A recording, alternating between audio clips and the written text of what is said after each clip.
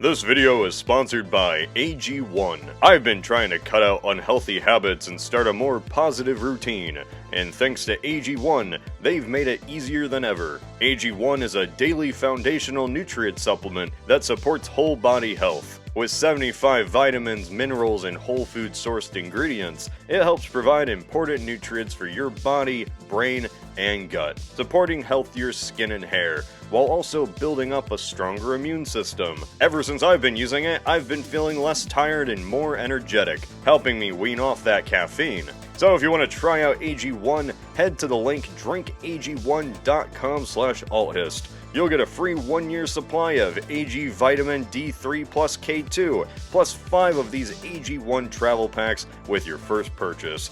That's drinkag1.com/althist, or click the link in the description and get started today. Now, on to the video. Harry Turtledove, the most famous author in alternate history, spawner of 1,000,000 books, creator of 1,000 scenarios. I love some of his classic works. Guns of the South, World War was fun, the Southern series was something else, and who could forget Kaiserreich? Oh wait, that's not him. That's a Hearts of Iron 4 mod. There's also other books of his. Look, Turtledove has written a lot of novels. Not all of them are gonna be winners.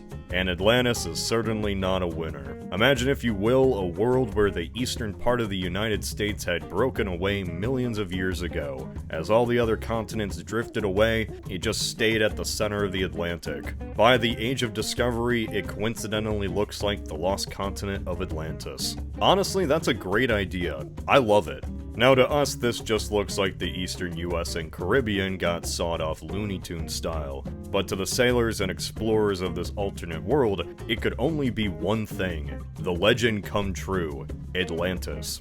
Sounds like a bonkers and crazy idea that would lead to some fascinating storytelling, right? Yeah, you'd think so. The Atlantis series is 3 novels. Technically 4, but the 4th is a collection of short stories. The start of our tale is in the 1450s, when English sailor Edward Radcliffe is shown a mysterious new land by some Bretons, in exchange for some fish. Now you might be wondering, why did the Bretons and not the Portuguese find this place first? Don't ask questions. Shut up. This is a land that has absolutely no humans. Nobody ever crossed over from the Americas, considering how disconnected the landmass is. The only inhabitants are giant birds. Mammals never arose on the island, and instead it's ruled over by moa-type flightless birds called honkers and giant eagles that can pick men up.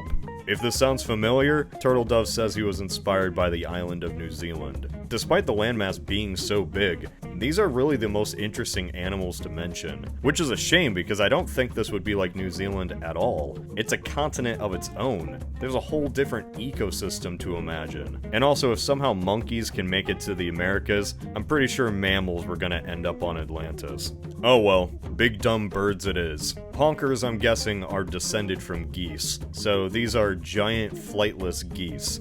As terrifying as that sounds, in the book, they're not adapted to humans at all, so sailors can just walk up right next to them and conk them on the head. Don't miss though, you'll regret it. I hate nitpicking this, but if this was the actual geography, I think it would still be populated by humans. Like, humans populated the Caribbean from South America. If anything, the location just makes it easier to sail to. Realistically, it's possible there could be people at least in the Caribbean or south of the continent by the time Europeans arrived. But hey, it's not my book. I'm gonna shut up now. Atlantis is unpopulated and set for the taking. But its location right now is secret, so don't tell anyone. I'll break your legs. So Radcliffe goes back to England. He tells his friends and family, and they all decide to set sail for the new world. England sucks. Radcliffe wants to get away from the crown, and nobility, and rules. So they found the colony of New Hastings in what we would call Connecticut. If any of this sounds familiar, let me know. The Bretons and Basque also form their own colonies. In this alternate world, these 3 are the first to go on independent ventures to the New World and create settlements. The English certainly don't like the Basque. The Basque are stinky. They suck. They're foreigners who talk weird. Hey there, was that strange dislike of the Basque kind of annoying? Well, that's the whole first third of the book. Now, if you never read a Turtledove book before, they're most interesting when they're summarized. Turtledove books are just for the scenario. They're never about the characters. And in Atlantis, the characters are the absolute worst part about this. This is how your typical conversation goes. This new world of Atlantis is just for us. By God, we should settle it. Right you are, and with God as my witness, we'll do it too, and in quick order. It'll be hard, but we escaped the nobility of England, and insert historical event to be here. I sure do like beating honkers to death. They're stupid, but not as stupid as those dumb Basque. Too true. By God, those foreign Basque are stupid and ugly. Character 1 doesn't really like the Basque. He's never been to their land, and by God, he wishes he never should need to. That's all of these books. All 3 of them. Everyone talks like that. There's this portion where they're discussing what to name a place, and the main character names it Avalon, like from King Arthur, and all the other characters celebrate and congratulate him for coming up with such a great name. And it's like, people don't act like that.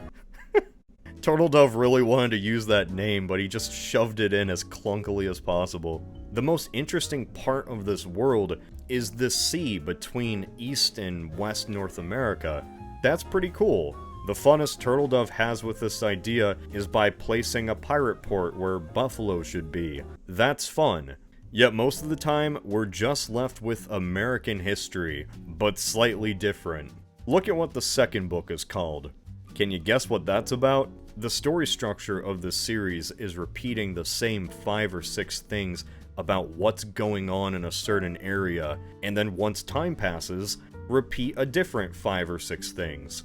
This should be a fascinating tale of an 8th continent between Europe and America, but instead it's, well... Eventually the continent is divided into 3 portions. New England gets settled by the English, the central portion gets settled by the French, and the Spanish have the Caribbean and Florida. That's really the most interesting this scenario gets. Everything after this is just a slight copy of whatever happened in real history. English Atlantis gets wrapped up in the 7 Years' War. They fight French and Spanish Atlantis. English Atlantis finds itself mistreated by Britain and declares independence, forming the United States of Atlantis, and winning. The USA, A as in Atlantis, also makes itself a democracy. They even fought another war against Britain in 1812. Oh wait, 1809, and it was still a stalemate. What makes the Atlantis series so infuriating is that there's so much that could have been done with this premise. Yet instead it's just a basic retelling of American history, just with names and places switched out with Turtledove's own OCs. Remember Edward Radcliffe, the sailor who founded the first colony? Yeah, his family will come to be the sole protagonists of the entire series. The only important people in any position of power throughout Atlantis. Victor Radcliffe led the British to victory against the French in the 7 Years' War. The British snatch up the rest of the continent, by the way. He then went on to lead the Atlantean rebels in victory against the British in their War of Independence. I wonder who that sounds like. There's a pirate lord who rules over Avalon named Red Rodney Radcliffe, and he's defeated by another Radcliffe. And then to piece all of these together is mundane boredom, as all the NPCs wait in their place for the main character of these novels to progress, time itself. What other basic historical event do people remember about America? Something in the 19th century. The third trilogy in this book is called Liberating America.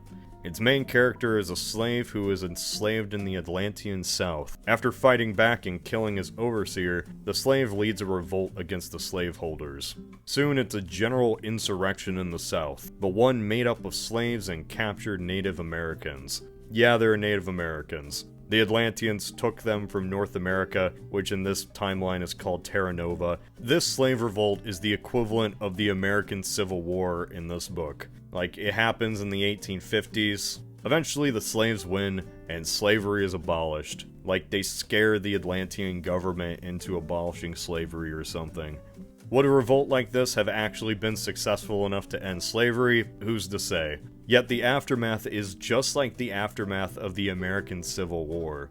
It's refreshing that for the first time in this continent's history, history wasn't influenced by a Radcliffe. A major event was influenced by a slave named Frederick Radcliffe.